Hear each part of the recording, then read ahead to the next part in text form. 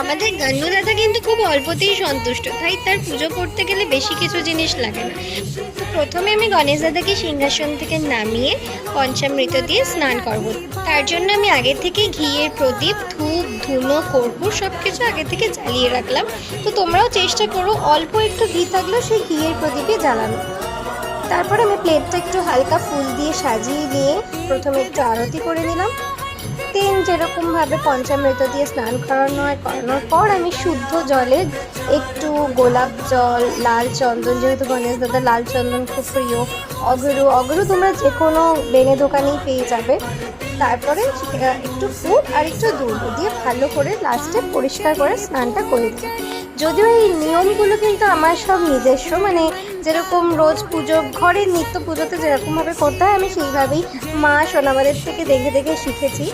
আরও অনেক নিয়ম হয়তো থাকতে পারে, সবটা আমার জানা নেই।